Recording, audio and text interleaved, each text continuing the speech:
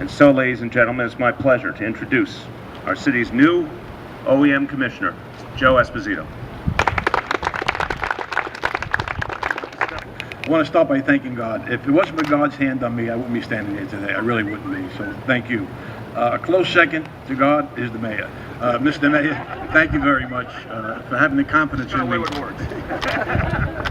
I know where my bread is buttered. Thank you, Mr. Mayor, again, for having the confidence in me to appoint me to this very, very important position. You know, as a youngster, I was born in the shadow of the Brooklyn Bridge and raised in South Brooklyn. I never could have imagined anything like this to happen to me in my future.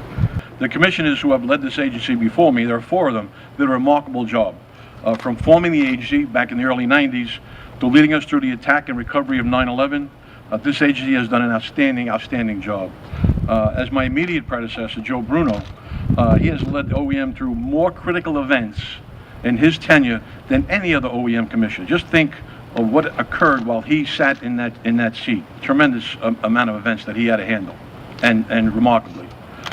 So I pledge to you, Mayor, and to every New Yorker, that I will carry on the standard set by Commissioner Bruno and the work and work to ensure that our city is prepared for whatever comes its way, and that all New Yorkers remain safe.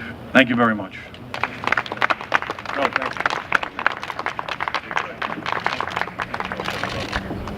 Firefighters and police officers used to respond to scenes and actually get into physical altercations.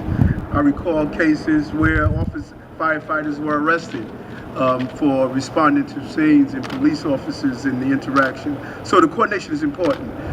New York City is a band of great rock stars, but we need someone that's going to turn mere sound into a music that's symphony is well understood, and we have a maestro in Joe Esposito, dedicated to the city to ensure public safety. This is another chapter, and I think a great romance novel of a Brooklyn boy done well, and will continue to protect us. Thank you, Joe.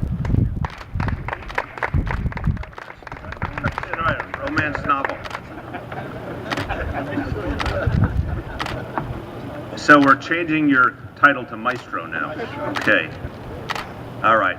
Forgive me for a digression from the program. Now continuing on topic. Wait, you got one for them. Go behind you first.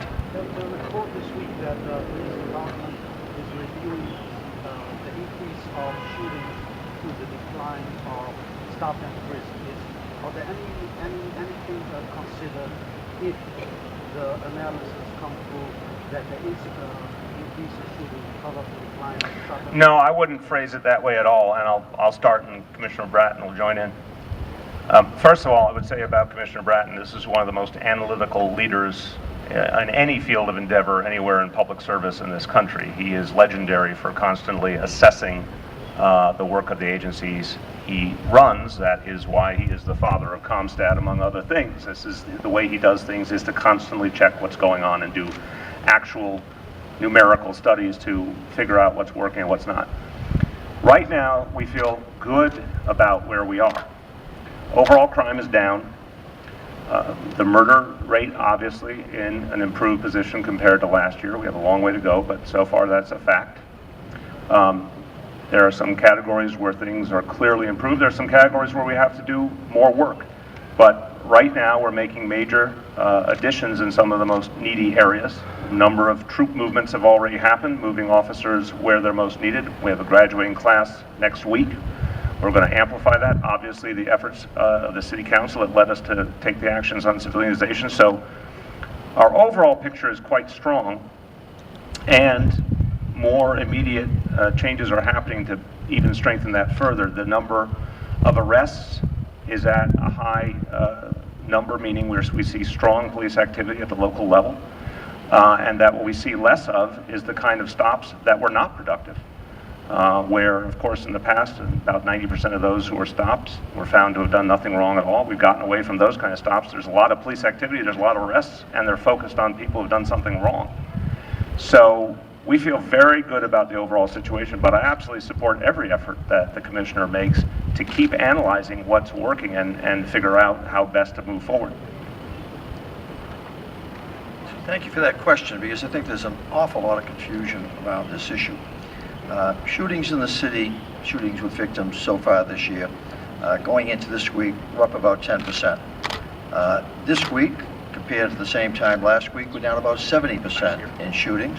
We're down about 80% in homicides for this week versus last year. So looking at short-term comparisons is difficult.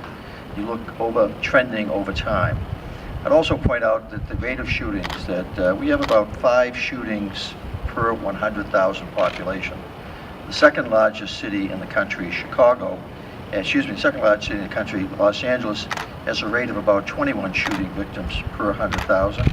In the city of Chicago, the third largest, has a rate of 28 shooting victims per 100,000.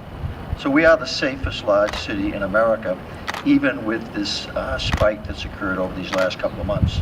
And I point out that this year is, in fact, following last year, is the second lowest number of shootings that we've had in history. What I do as a police commissioner is I look at things that impact on our performance. We're revamping all of our technology. You had a couple of nice articles this morning on the new tablets that we're going to be distributing to our officers. I look at what's affecting morale, and we've made a lot of changes in circumstances to improve the morale of the department, which I made quite clear. The studies we've done showed it was very low. I look at leadership, and quite clearly I've made a lot of changes in the leadership of the department over the last 6 months. So it's a natural thing for me, anytime I have a divergence, whether it's shootings up, shootings down, I want to have some sense, are there causal factors that I need to be aware of? Being quite frank with you, my speculation is, even before the study comes back, I'd be very surprised if we're going to show any direct correlation between the decline in stop, question, and frisk and this short-term increase in shootings.